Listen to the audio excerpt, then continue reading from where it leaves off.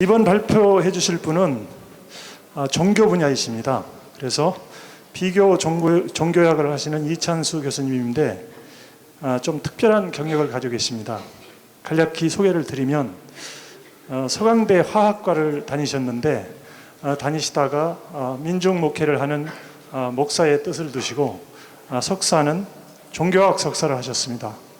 그 다음에 다시 신학과에 입학을 하셔가지고 신학 석사를 마친 후 다시 종교학 박사학위를 받으셨습니다. 감신대, 동국대, 서울대, 이화여대 이런 쪽에서 비교 종교학을 강의를 오랫동안 하셨고요. 강남대 교수를 지내셨습니다. 강남대 교수 시절에 종교 간의 어떤 존중을 직접 시범을 보여주시기 위해서 불상에 예배를 하셨다가 해직되기도 하셨습니다. 물론 나중에 복직이 되셨지만 99년도에는 초교파적인 교단인 예수교회 서울연합회에서 목사안수를 받으셨고요. 현재는 서울대 통일평화연구원에서 교수로 계십니다. 불교를 사랑하는 종교 철학자, 불자보다도 더 불자다운 기독교인으로 일반한테 잘 알려져 있고요. 종교 간 대화와 평화를 목표로 해서 지금 활동하시는 종교 평화학자이십니다. 오늘의 주제는 자연의 타자화, 인간의 사물화, 과학기술 시대 인간다움을 위하여 이런 주제로 강연을 해주시겠습니다. 큰 박수로 모시겠습니다.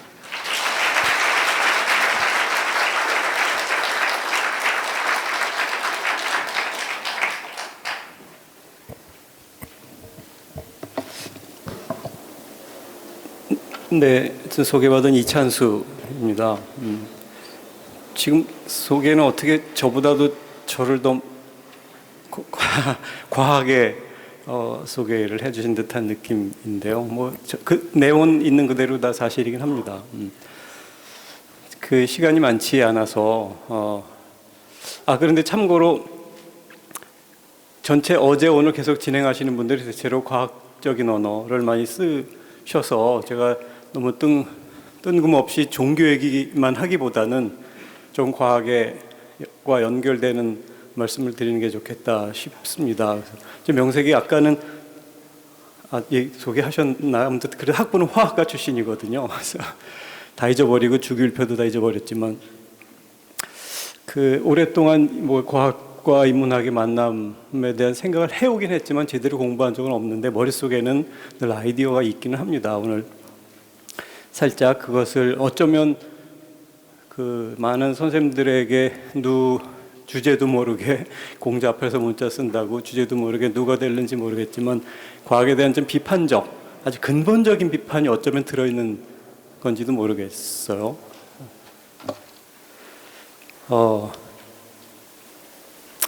제가 그 프레지로 이렇게 좀 그림과 동영상은 없고 오로지 글씨로만 좀 적어놔서 지금 이동이라도 좀 멋있게 해보려고 프레지라는 걸로 만들었는데 지금 인터넷 연결하는데 제가 갑자기 비밀번호가 생각이 안 나서 그냥 파워포인트 형태로 할 수밖에 없게 됐습니다. 아무튼 알아보려는 것은 이런 제목입니다. 제목 속에다 들어있는데요. 자연과학이라고 하는데 그 인간의 탐구의 대상이 되는 자연이라는 것이 과연 인간의 탐구의 대상인가? 더 근원적인 문제는 없는가 하는 거예요. 저는 인간이 자연을 탐구한다고 하는데 더 근본적으로는 인간이 자연 내 존재이기 때문에 자연을 대상화할 수 있는 근본적인 주체가 못 된다.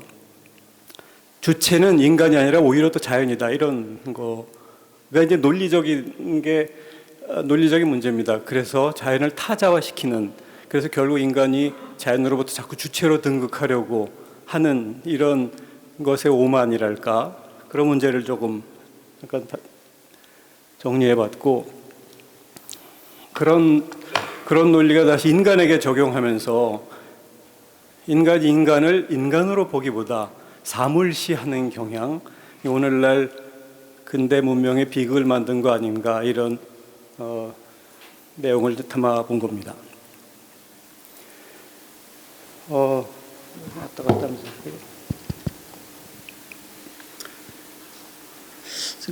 기본적으로 인간은 아까 말씀드린 대로 자연을 대상화한다고 하지만 가령 자연 밖에 그 나무 한 그루를 아니면 뭐 생물을 눈으로 관찰을 하지만 그래서 그 자연 법칙을 관찰하는데 사실 관찰하는 눈 자체가 자연 법칙에 따르죠. 무슨 소리를 들으면 소리가 우리 귀에 들려와서 느껴지는 과정이 대단히 자연 법칙적이지 않습니까? 그런데 그 소리를 듣는 귀도 따지고 보면 굉장히 자연 법칙적이라는 거예요. 그래서 정말 인간은 자연에 대해서 주체라기보다는 자연 내 존재일 수밖에 없다는 아주 근본적인 사실이 가장 중요한 문제가 아닐까 싶어요.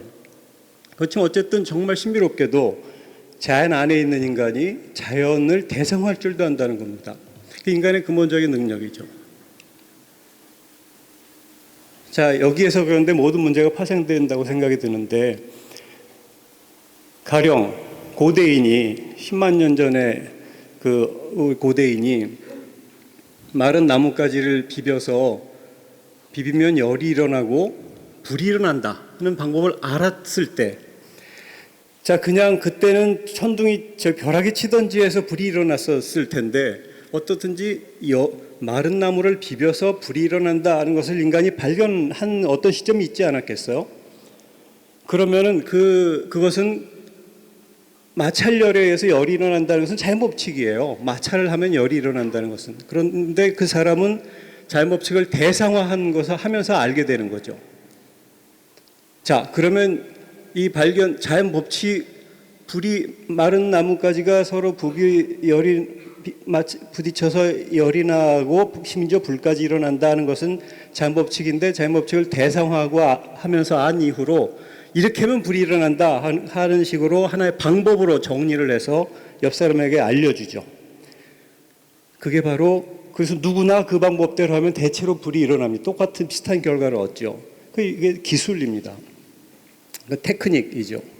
그래서 사실 우리가 기술이라는 것은 인간이 발명해낸 것 같지만 사실은 발견해내서 원칙을 전수하는 과정 속에 있는 거지 않겠어요? 그래서 엄밀하게 얘기하면 기술도 자연법칙적인데 사람에 의해서 대상화되고 정리돼서 전수되는 자연법칙이다라는 거예요. 그 기술이 문명이라는 것을 만들었죠.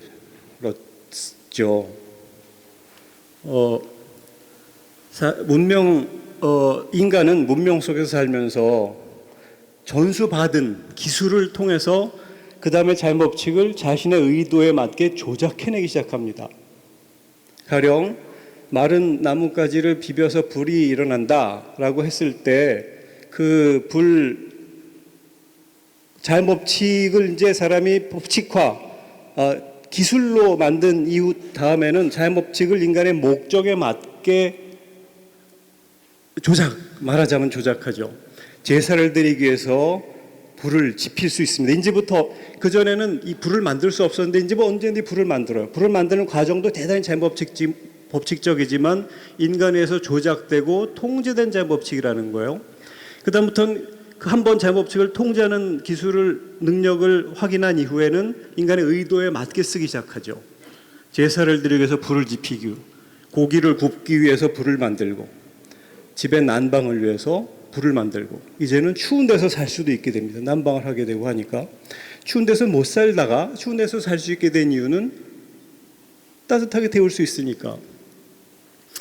그러면서 점점 인간은 자연에 대해서 스스로를 자연에 대한 통제자나 조절자처럼 인식하기 시작합니다.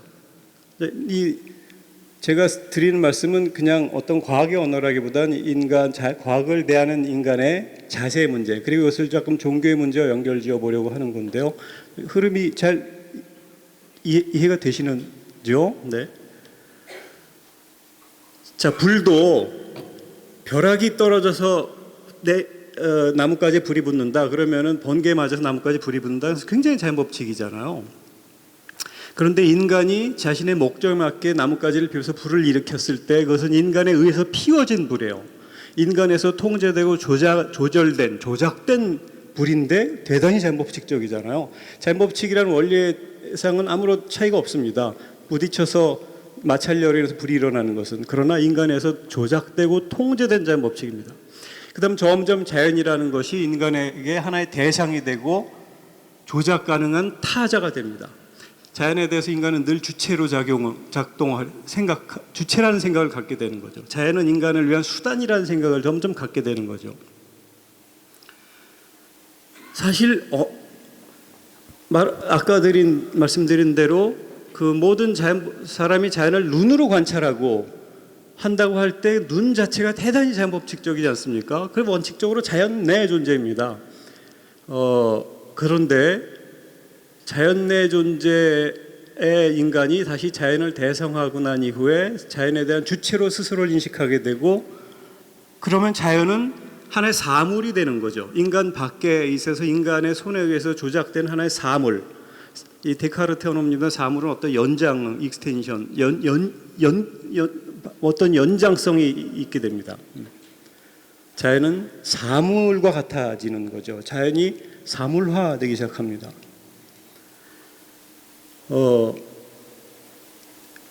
자연이 인간에서 타자처럼 여겨지죠. 그래서 그러면서 마른 나뭇가지를 비비는 것, 그래서 열이 나는 것이, 그리고 그런 법칙을 발견하고 사람들에게 전수하면서 기술이 생겨나는데, 그 기계 법칙은 인간이 앱스트랙트, 그러니까 다 자연 법칙인데 저절로 그런 자연 법칙이 아니라 인간에서 뽑아낸 자연 법칙이잖아요.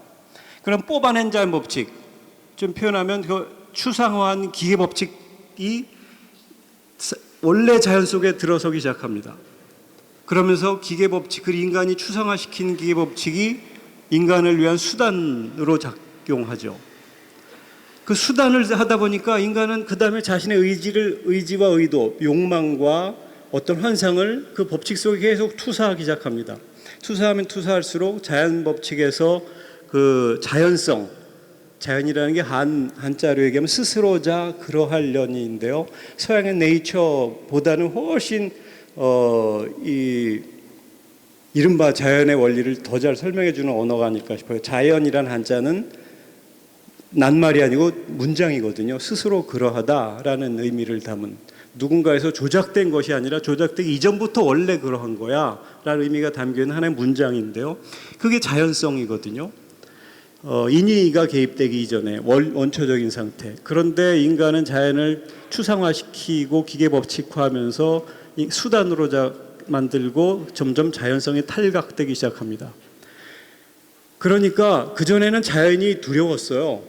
자연이 굉장히 성스러웠습니다. 자연에서 먹을 것도 없고 자연에 위협을 당하기도 하고, 그래서 자연 위협을 당하지 않기 위해서 어떻든지 그 이른바 종교심, 원시적인 종교심도 그런 거와 연결되는 걸 텐데, 자연은 성스럽습니다. 인간을 인간되게 해주는 근원이죠. 그런데 자연이 인간에서 통제되기 시작하고 조작되기 시작한 이후로는 성스러움이 사라져가죠. 자연의 탈성화입니다. 그리고 물상화, 사물의 연장처럼 자연이 인간의 수단처럼 되어가게 되는 거죠. 자, 그런데 이제 거기서 모두 문명이라는 게 거기서 나오지 않았습니까? 만약에 자연 법칙을 인간이 추상화시켜서 통제된 자연 법칙은 뭔가 인간의 효과를 줍니다. 마른 나무를 비벼서 불을 얻으면은 그 불이 인간의 음식을 데우고 집을 따뜻하게 한다고 할 때 다른 누구든지 그 방법을 따라줘야만 효과를 얻을 수 있지 않겠어요? 사실 지금 파워포인트도 그렇고 요새 인터넷 기반으로 하는 프레지라는 것도 그렇고, 이게 사실 대단히 놀라운데요. 인터넷을 기반으로 요새 이제 4차 산업혁명 얘기가 나오고 있지 않습니까? 네. 정말 세상이 이렇게 빨리 바뀌어도 되나? 인류가 20세기처럼 빨리 바뀐 적이 있었을까? 옛날 사람도 그렇게 생각했을는지 모르겠습니다만 세상 끝없이 변하고 있기는 하니까요. 걱정스러울 정도인데, 어쨌든 문명이죠. 근데 문명에서 효과를 얻으려면 인간이 문명의 법칙에 맞춰줘야 된다는 거예요. 인터넷이 얼마나 놀라운 결과를 낳습니까? 근데 이게 놀라운 결과를 낳으려면 인간이 놀라운 그 인터넷 법칙에 인간이 스스로를 맞춰야 돼요. 그렇지 않겠어요? 엄밀하게 얘기하면 인터넷 원리도 만약에 미시의 세계로 들어가서 하나 따져보면 대단히 자연법칙적일 겁니다. 모든 기계, 모든 게 다 그렇지 않습니까? 여기 마이크의 원리도 그렇고, 여기 스크린에서 빛을 통해서 글씨가 나오고, 글씨가 우리 머릿속에서 어떤 느낌을 주고, 이런 것이 미시의 세계로 들어가서 보면 너무 당연히 그렇게 된 거죠. 자연법칙적이죠. 그러나 인간에 의해서 통제되고 조작된 자연법칙입니다. 인간이 추상화시킨 자연법칙. 여기 나무, 산에 있는 나무가 이게 나무인지 무슨 화학적 뭔지 갑자기 모르겠네요. 이렇게 인간 앞에 오르게 되는 과정은 인간이 나무를 도끼로 자르고 나무로 베고 대패질하고 여기 화학 리스치를 하고 이런 작용이 있는 거 아니에요? 근데 모든 거 하나하나가 원소든 뭐든 다 자연법칙, 자연 안에 있는 거예요. 그것을 새로 어쨌든 조작을 해냈든 창조된 것이 아니라 다 대부분 재구성된 것인 거죠. 자, 그런데 어쨌든 그런 것들에서 인간이 효과를 보려면 인간이 재구성해낸 법칙에 인간이 또 맞춰줘야 된다는 거예요. 인터넷 컴퓨터에서 효용성을 얻으려면 컴퓨터 법칙에 인간이 맞춰줘야 효용성을 얻는 거지 맞추지 않고 효용성을 얻는 법은 없지 않습니까? 아까 마른 나무를 비벼서 불을 얻는다고 할 때 거기서 불을 얻었으면 마른 나무를 비벼야 불을 얻는 거 아니겠어요? 그 법칙대로 해줘야 돼요. 그 말은 달리 얘기하면 인간이 자연법칙의 주체자처럼 생각하는 사이에 사실은 자연법칙에 종속되고 있다는 거예요. 종속의 법칙에 맞추지 않으면 효과를 주지 않으니까.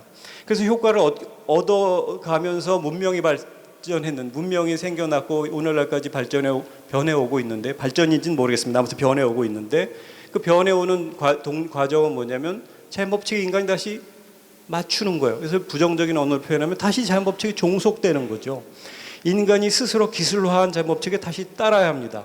인간이 만든 기술에 인간이 스스로를 종속시키는 거예요. 인간이 자연법칙의 주체인 것처럼 생각하지만 사실은 자연법칙에 종속됨으로써만 주체성이 획득되는 것이지 그 자체로 주체적이지 않다는 겁니다. 문명은 인간이 만들었죠. 그런데 분명한 사실은 인간은 만든 문명을 다시 바꿀 수 있을, 순식간에 역전시킬 수 있을 만한 능력이 없어요. 문명의 법칙에 맞춰줘야만 문명의 효과를 누리니까 대부분의 사람이 문명의 법칙에 맞추죠. 효과를 누리기 위해서. 그런 순간 문명의 법칙에 종속되는 거죠. 그러니 인간의 문명의 주체가 아니라 종속물 형태로 가고 있는 거 아니겠어요? 이건 논리를 바꿔서 얘기하면 자연법칙이 스스로 인간에게 참 주제도 모르는구나, 네가 주인이라고 하면서 다시 인간을 재종속시키는, 다시 자연법칙이 스스로를, 주체성을 다시 자연법칙이 확인하는 것을 인간에 보여주는 것이라고도 얘기할 수 있지 않겠나 싶습니다.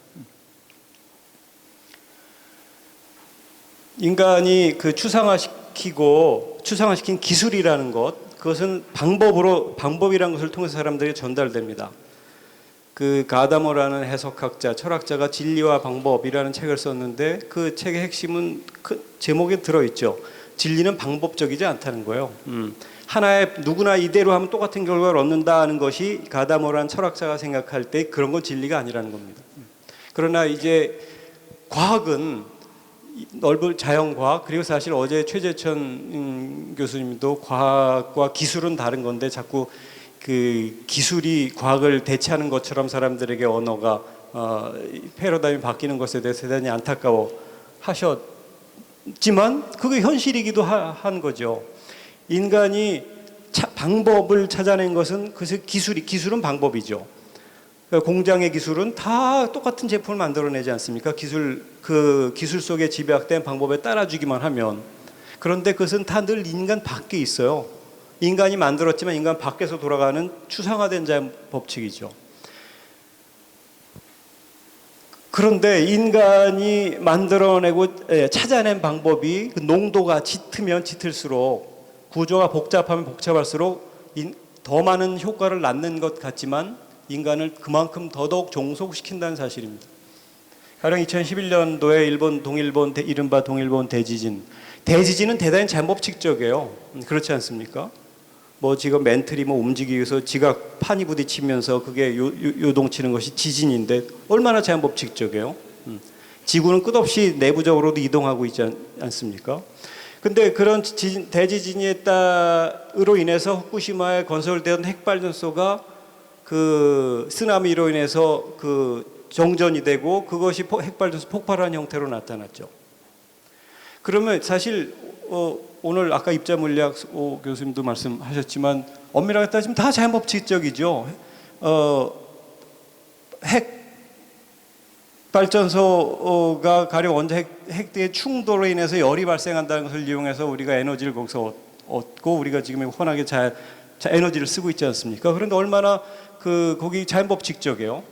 그런데 핵발전소는 자연법칙 그것도 인간이 만든 것 같지만 자연법칙의 원리를 추상화시킨 기술의 통제된 기술의 결과죠. 그런데 사실 대단히 위험하죠. 그 농도가 짙을수록 구조가 복잡할수록 인간이 만들어냈지만 인간의 손을 떠날 가능성이 훨씬 커지는 거기 때문에 대단히 위험한 작업입니다. 어쨌든 핵발전소가 폭발하는 것은 인간에 의해서 객체화된 자연 법칙이 인간에게 공격해오는 거라고도 이제 표현하자면 할 수 있지 않겠는가. 말씀드린 대로 원자핵이 분열할 때 막대한 에너지가 발생합니다. 자연 법칙이에요. 그런데 핵발전은 인간에 의해서 대상화되고 조작된 자연 법칙입니다. 외견상으로는 통제되는 것처럼 보여요. 그러나 핵 분열 과정에 열 에너지가 발생한다는 그런 자연 법칙은 그런 자연 법칙을 통제할 수는 없어요. 법칙 자체를 통제할 수는 없죠. 외형적으로 통제되고 있는 것 같지만 콘크리트가 뭐 시멘트가 뭐 얼마나 이것을 그래서 30년 쓰면 폐쇄해야 되는데 아까우니까 계속 자꾸 쓰고 있잖아요. 핵발전 기술은 인간에 통제된 자연 법칙 치고는 농도가 지나치게 높다는 겁니다. 동시에 더 큰 문제는 사실 현대 오늘날 많은 여러 선생님들도 저도 막 굳이 얘기하자면 종교 이 분야의 전문가긴 한데 전문가가 문명을 낳잖아요. 문명을 발생시킵니다. 그런데 문제는 전문가주의가 또 대단히 사람을 비인간화시키는 데에도 의도치 않게 공헌한다는 점이에요. 이 핵발전소는 인류 전체의 생명과 관련된 기술이에요. 그렇지만 이 기술을 통제할 수 있는 사람은 극소수예요. 모든 사람은 누리기는 하지만 통제는 못하지 않습니까? 그래서 소수 전문가의 손에 맡겨져 있는 것이 얼마나 위험한가. 모든 사람이 통제할 수 있을 땐 통제가 가능하지만 일부에 의해서 일부만 통제할 수 있는 기술이라는 것은 자연법칙적이지만 너무나 농도가 높고 너무나 세밀하게 구조화된 이런 것을 인류의 생명을 소수 전문가에게만 맡겨놓고 있는 현실이 정말 세계를 더 위험하게 만들고 있는 거죠.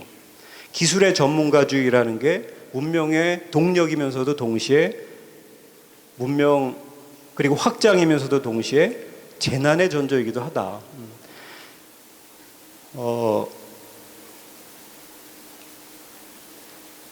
울리백이라는 작년에 타계한 독일의 사회학자의 책 중에 위험사회라는 책이 있습니다. 1986년도에 나온 책인데 여전히 우리 사회를 잘 설명하는 아주 고전이고 한번 읽어보실 만한 책이죠. 오늘날 기술이 대단히 고도로 복잡해지면 복잡할수록 그만큼 위험성도 고도로 복잡해지고 더 위험해진다는 사실입니다.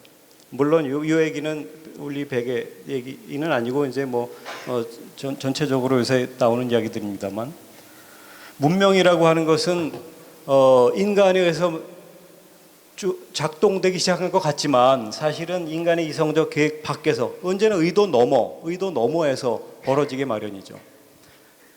세월호가 침몰을 해요. 사실 엄밀하게 얘기하면 철판이 바다에 떠 있는 거는 떠 있을 수 없지만 밑에 공간을 만들고 적당히 균형을 잡아 놓으면은 그 공간은 또 물 위에 뜨니까 자연법칙을 이용한 자연법칙이죠. 이용근에서 이용당한 자연법칙의 결과로 철판이 바다에 떠다니는 거 아니겠어요? 그러나 분명한 사실은 또 몇십 년 지나면 철판에 부식되고 뭐하고 해서 사라지는 것이 자연법칙이에요. 그러니까 언젠가는 그대로 떠 있기만 한다면 언젠가는 가라앉는 게 자연법칙이죠. 근데 사람은 이상하게 어제 갔으니까 오늘도 갈 거라고 생각하고, 어제 적당히 운전했으니까 내일도 적당히 운전하면 갈 거라고 생각하는 것이 연속 되다 보면 이 위험이 누적 그 자연법칙, 통제된 자연법칙의 틈이 점점 벌어지면서 그냥 자연법칙 그대로 드러나게 마련이죠. 사람이 그걸 재난이라고 얘기할 수 있지만 인간이 자연법칙을 통제할 줄 안다는 착각 속에 사로잡힌, 거기서 얻는 이익에 누리는 효용성을 누리는 데 취해 있는 순간 자연법칙이 도전해 오는 거 아니겠어요? 문명이 인간에서 만들어졌지만 인간의 통제를 언제나 넘어서는 결과를 새로 낳고 있다는 겁니다. 그래서 자연을 도구화하고 사물을 조작하는 능력이 인간에게까지 이제 적용이 되는 거예요. 구조적으로 보면 인간이 인간에게 목적이 아니라 수단시 되고 있죠.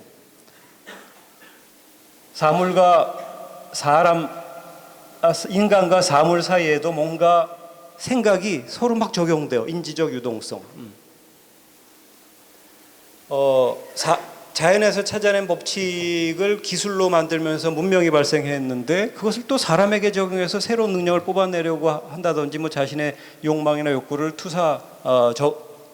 완수하려고 한다든지, 이른바 인지적 유동성이라는 것은 과학이나 예술이나 종교 현상의 동인이지만 사물에게 적용할 것을 사람에게도 적용하면서 인종차별주의 같은 것도 생겨납니다. 인간을 사물화시키죠. 사실 그 오늘 두 번째 주제는 과학과 종교로 잡혀 있는데 이따가 제가 토론 사회도 진행할 예정이긴 한데요. 재미있는 토론이 되었으면 좋겠습니다. 아무튼 근데 종교 이야기가 혹시 어떻게 나오려나 예상이 잘 안 되긴 합니다만, 종교는 그 정의를 하자면 인간이 던지는 깊은 질문에 대한 해답 체계이고,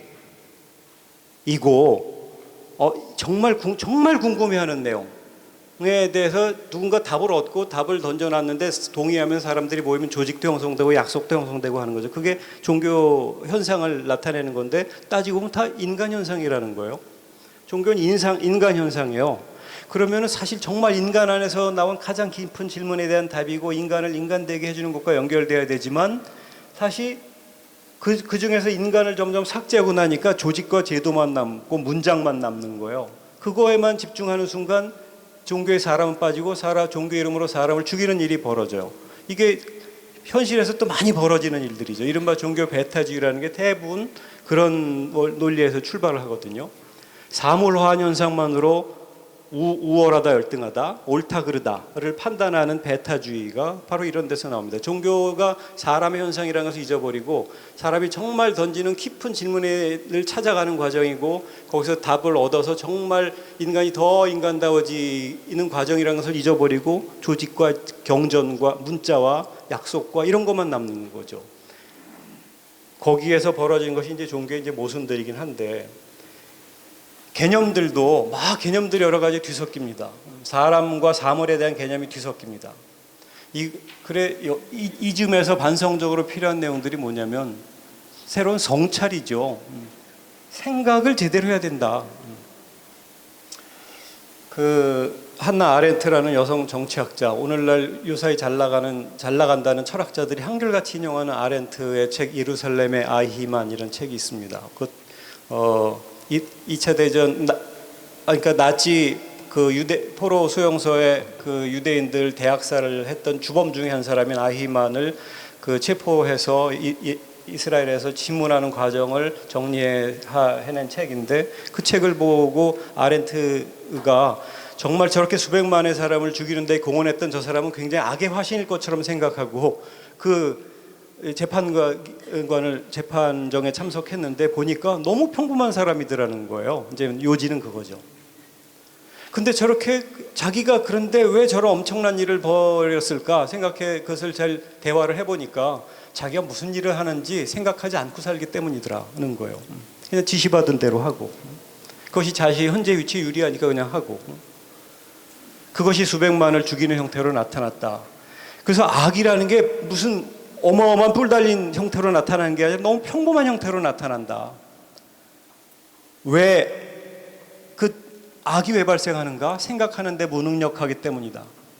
생각하는데 무능력하는 곳에서 아까 말한 세월호도 벌어지고, 어찌 보면 지금 이른바 최순실 국정농단 사태 또 벌어지고, 뭔가 도대체 내가 하는 것이 무엇이지? 라는 것에 대한 한 단계 더 들어간 생각을 해야 되는데, 그냥 자신의 일상에 파묻혀서 하다 보면, 그것이 누적되다 보면 어디서 터지는 거죠. 전쟁도 그런 논리에서 벌어집니다. 제가 요사이는 아까 소개해 주신, 제가 요새 한 5년 동안 제일 열심히 하고 있는 분야는 평화학인데요. 평화학, 나도 언제 기회가 되면 나눌 수 있는 기회가 있으면 좋겠다 싶긴 합니다. 뭐 재밌고 인류가 정말 마지막으로 해야 될 학문이 아닐까 하는 생각이 들기도 합니다. 자, 앞에 했던 얘기로 다시 돌아가면, 인간은 자연 내 존재입니다. 이 하이데거라는 철학자가 인간을 세계 내 존재라고 규정을 한 바가 있죠. 세계라는 것은 단순히 지구를 얘기하는 것이 아니라 인간 내게 해주는 지평을 얘기합니다. 인간은 근데 지평을 만든 게 아니라 거기에 던져진 거예요. 거기 태어난 거죠. 애당초 그 세계를 넘어설 수가 없는 존재예요. 내 존재라는 겁니다. 인데어 벨트 자인, 이 세계 독일어입니다만 영어식으로 하면 being in the world로 되어 있는데, 이 하이데거는 일부러 요거를 독일어로 얘기할 때 영어식으로 표기는 애매하지만 독일어는 가능하죠. in을 강조하기 위해서 맨 앞에 써놨어요. 그리고 여기 하이폰으로 해놔서 다 연결성을 얘기하기 위해서 해놨는데, 세계 내 존재라는 거예요. 네. 한 번도 세계 안에 그냥 던져진 거고 거기를 넘어서 본 적이 없다는 거예요. 그래서 인간이 모든 생각하고 뭐하고 행동하는 근거가 바로 세계다. 그런 거랑 비슷하게 인간은 자연 내 존재. 뭐 제가 그냥 하이데거 말을 인용해서 적어놓은 거긴 합니다만, 자연을 관찰하는 눈이 자연 법칙적이죠. 그래서 관찰된 것이 정말 자연인가라고 물으면 한 번 더 의심할 수밖에 없다는 거예요. 왜냐하면 눈이, 뇌가, 귀가, 우리 감각이 다 자연 법칙적이기 때문에 자연 법칙이 자연 법칙을 관찰하는 꼴 아니겠어요?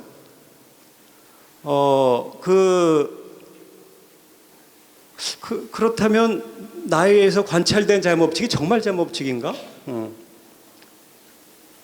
어제 어느 학생이 진리가 뭐냐고 선생님들께 물어봐서, 저도 여기 앉아 있었어서 야, 참 당돌한 질문, 그러나 필요한 질문, 아무도 답하기 힘든 질문이구나 하는 생각을 하기도 했습니다만, 자기가 얻은 답에 대해서 언제나 끝없이 다시 비판적 질문을 해야만 하는 것이 인간의 공부와 학문하는 사람의 기본 자세여야 할 것 같습니다.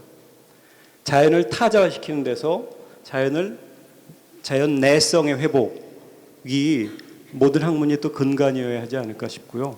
근데 참 재밌게도 인간이 이제 미스테리죠. 자연 내 존재인 인간이 자연을 다시 대성한다는 거예요. 아까 지금 처음의 질문입니다. 사르트르란 철학자의 인간은 헤겔이나 사르트르 이런 사람이 얘기한 거지만, 인간은 대자 존재. 어떻게 그냥 길거리에 돌멩이는 즉자 존재, 그냥 그대로 있는 거지만, 인간은 내가 이렇게 던져져 있다는 사실을 다시 안다는 거예요. 스스로를 대상화시킬 수 있는 인간, 그게 인간의 대자성입니다. 마주할 때, 스스로자 마주할 때. 그러니까 내가 나를 본다는 게 놀라운 일이죠. 정말 최고의 이게 진화의 법칙, 진화의 산물일 수도 있고 뭐일 수도 있겠지만, 내가 나를 다시 본다는 거는 바로 이 사실을 잘 보면서 여기서 정말 철학도 나오고 종교도 나오고 모든 학문이 여기서 나오는 거기도 하죠. 내가 나를 다시 보는 이것이 초월입니다. 이게 사실 우리가 이 종교에서 종교를 또 초월적 실제에 대한 믿음체계 이렇게 정의하곤 하는데, 그때 초월이란 말을 사람들이 대부분 공간적 넘어섬으로 상상하는 경우가 많거든요. 근데 엄밀하게 얘기하면 공간적 넘어섬이라기보다 인식적 넘어섬이에요. 내가 현재 인식하고 있는 것을 언제나 넘어서는, 내가 다 파악할 수 없는 어떤 것, 정말 영어식으로 하면 리얼 혹은 리얼러티죠. 내가 다 파악할 수 없는 어떤 세계에 대한 통찰과 그로 인한 삶의 자세의 변화로 나타나는 것이 이제 종교거든요. 근데 그러니까 그것이 자연 안에서 자연을 넘어서는 행동이에요. 그러면 인간이 자연을 넘어서는 거, 아까 인간이 자연을 관찰한다고 하는 것 같지만, 사실은 하는 눈 자체가 자연 법칙적이라는 차원에서는 자연이 자연을 관찰하는 거고, 자연이 자연을 넘어서는 거예요. 자연이 자연을 넘어서는 것이 자연 안에서의 자연으로의 초월 같은 겁니다. 이게 제가 종교학을 하면서 그 불교학 동양의 대표적인 종교인 불교 또 서양의 대표적인 종교인 기독교 신학 이런 것을 비교하는 것이 가장 오랫동안 해온 작업인데요. 겉으로 들어가는 언어가 대단히 다른 것 같지만 속으로 들어가면 구조가 너무 똑같아요. 주어진 세계에 대한 발견이고 그것에 맞춰서 내가 어떻게 살아야 할까 하는 윤리적, 사회적 실천의 형태로 나타나거든요. 그 한결같이 인간 이전에 뭐가 있다는 거예요. 늘 끝없이 대학 시절부터 궁금했던 내용 중에 하나는 왜 없지 않고 있을까 하는 질문이에요. 늘 궁금합니다. 뭔가 왜 없지 않고 있지? 이것은 뭐 하이데거 같은 사람의 언어이기도 합니다만. 근데 결국은 자연 내 존재성의 회복, 이게 라이트가 어떤 거죠? 그냥 안 나오는 것 같아요. 그거 안 들렸어. 그것이 자연 안에 있지만 자연 내 존재이지만 내 존재라는 사실을 확인하는 것, 그것이 사실 다음 페이지 있나요? 초월이거든요. 인간의 대자성입니다. 자기가 자기를 확인하는 능력. 이게 종교 언어도 사실 여기서 나와요. 사실 기독교 내진 가톨릭과 개신교를 포함하는 언어입니다. 제가 기독교라고 얘기할 때는 다 사실 거기거든요. 모든 원리와 같고 경전이 같고. 한국에서는 기독교 그러면 개신교만 일컫는 언어를 기독교라 그러고 나는 기독교 아니야, 난 천주교야, 난 가톨릭이야 이렇게 얘기하는데 언어가 그렇게 되어 있으니까 쓰긴 합니다만 의미는 잘못된 언어입니다. 예수를 그리스도로, 즉 그리스도를 한문으로 하면 중국 사람이 기리사독이라고 했지, 이리스두라고 했고 그래서 한문으로 하면 기리사독을 줄여서 기독이 된 거라서 예수를 기독으로 믿는 종교는 기독교죠. 가톨릭이나 개신교는 다 똑같은 기독교. 아무리 종파가 많아도 이 원리 안에 있으면 다 기독교입니다. 자, 그런데 가톨릭이든 개신교든 이 기독교 전통의 핵심이 뭐냐면 추리고 추려서 모든 것을 추리고 추려 모두 어마어마한 교리들이 수천 년 형성되어 온 것 같아요. 다 추리면 여기서 하나 만날 수 있는 최종적인 핵과 같은, 원자 핵과 같은, 뭐 쿼크라고 해도 상관없을지 모르겠습니다만 그 세계는 제가 보건대 은총 같아요. 은총이란 말은 아무런 대가 없이 본래 주어진 선물 이런 뜻이거든요. 인간은 자연법칙 안에 던져져 있다.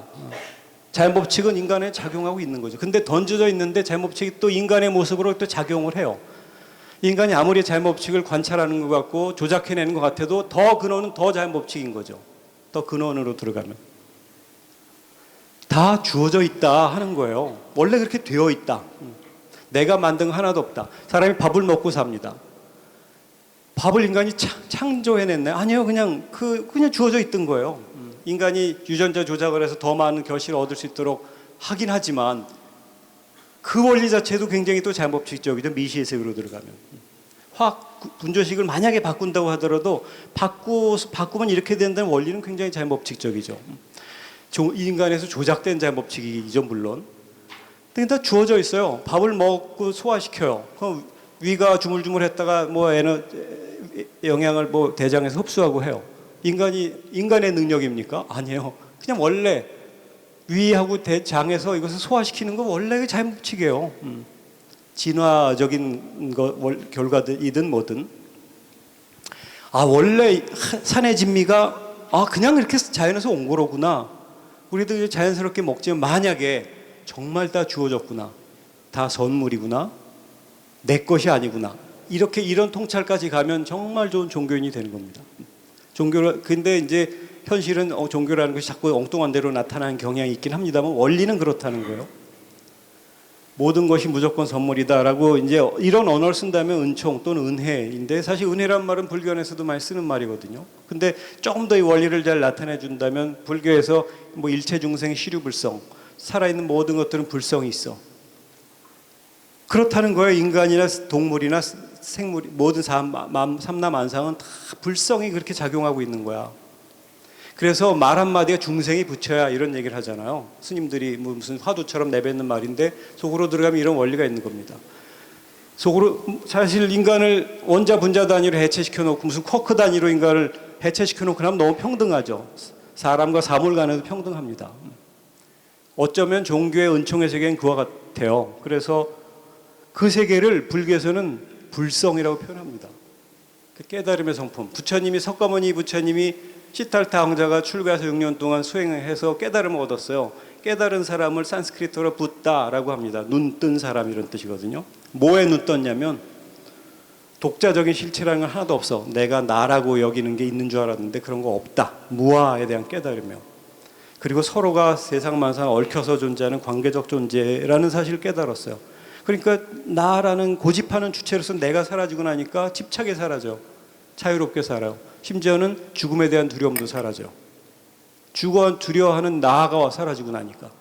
그게 이제 그래서 정말 훌륭한 분이구나 하고 그분의 논리를 잘 찾은 후학들이 잘 이론을 발전시키고 나니까 인간만이 아니라 생물도 나무 한 그루도 풀 한 포기도 다 불성의 작용이고 세상 만사는 불성이 스스로를 일으킨 거다. 이런 성기, 참 성품, 성자에다가 일어날 기 이런 그런 용어를 씁니다. 이제 불교 철학의 대승불교 철학의 핵심이에요. 그 핵심은 내가 만들어내고 조작해낸 거 하나도 없다 해요. 그냥 그렇게 된 거다. 그걸 기독교에서는 은총, 은혜 이런 말을 쓰고 불교에서는 깨달음, 불성 혹은 열반이랄까 이런 언어를 씁니다. 본각, 본래 깨달아 있는 거야. 인간은 못 깨달았다고 사실 깨달아 있다는 것을 지금 모를 뿐이지. 꼭 알기 위한 공부는 해야 됩니다. 모든 것이 본래 그렇게 되어 있다는 사실에 대한 인식에서 그 인식도 자연 안에서 이루어집니다. 그래 종교를 그런 점에서 다시 정의해 보면 학자들은 절대 신념 체계, 초월적 실제에 대한 믿음 체계, 궁극적 관심에 대한 해답 체계, 궁극적 관심의 상태 여러 가지 종교 정의가 있습니다. 아무튼 우리의 맥락에 맞게 정리해 보면 본래 그렇게 되어 있는 실제 또는 힘의 체득, 원래 그렇게 되어 있는 세계에 대한 체득이고 그것을 개인적이고 윤리적이고 사회적으로 구체화시키기 위한 체계로 나타난다면 그게 종교입니다. 근데 대부분 이런 체계를 이 세계를 핵심으로 봐야 되는데 이 중에 표현된 어떤 문장 하나, 이 중에 조직된 인간 조직, 그것을 종교라고 착각하는 순간 굳어진 사물의 인간이 다시 종속되는 거 아니겠어요? 그것을 종교라고 착각하는 표피적인 의미의 종교인이 이제 문제를 일으키는 거기도 하죠. 끝없이 깊은 질문을 던지고 깊은 질문, 그 세계에 어울리는 삶을 살아야겠다는 반성으로 나타나고 그것이 더 인간을 사랑하는 방식으로 나타나고 더 나아가서 오늘날은 그 자연의 문명의 주체처럼 생각하던 인간이 으로 인해서 이른바 환경이 파괴되잖아요. 그런 것에 대한 책임의식을 느끼고 이런 형태로 나타나야 제대로 된 종교인일 건데 결국은 관계성의 회복, 삶의 근원적 실제 또는 힘, 이거 자연이라고 표현해도 되겠습니다. 이거와의 관계성 회복이 종교의 근간일 것 같고요. 이게 종교들에서 얘기하는 거의 대부분의 논리는 이런 것에 거의 50보 100보 아니 아무튼 한두 걸음 차이입니다. 밑에는 그 하나하나 해설하면 그 전부가 다 그 종교의 특징들을 나타내주고 있지만 또 시간이 오래 걸릴 듯해서 생략을 하겠습니다.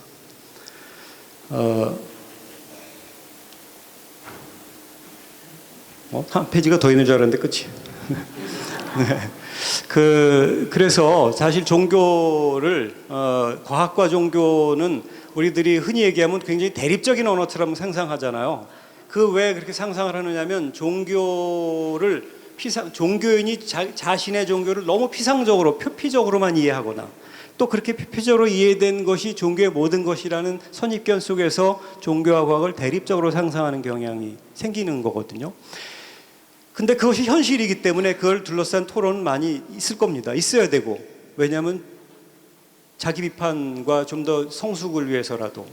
그런데 종교의 그 본질은 아니라는 거예요. 종교의 본질은 인간을 인간되게 해준 근원적 어떤 실제, 힘이라고 해도 좋고 그것을 부처님이나 하나님이나 알라라고 하나 뭐라고 해도 상관없겠습니다. 인간을 인간되게 해주는, 삶을 삶되게 해주는 근원에 대한 통찰과 그 통찰에 어울리는 삶의 양식이에요. 그것을 혼자만이 아니라 여럿이 같이 나누고자 하는 시스템으로 나타날 때 그래서 종교라 그러는 거라서 이 원리에 따라 보면 종교는 과학과 대립할 수가 없어요. 어느 언어든지 어떤 언어로 진리 깊은 세계로 들어가서 인간의 모두에게 통하는 어떤 원리를 찾으려고 노력하는 거 아니겠어요? 그런 작업과 모순될 수가 없습니다. 종교와 과학이 모순될 수가 없고 기독교, 불교 모순될 수가 없어요.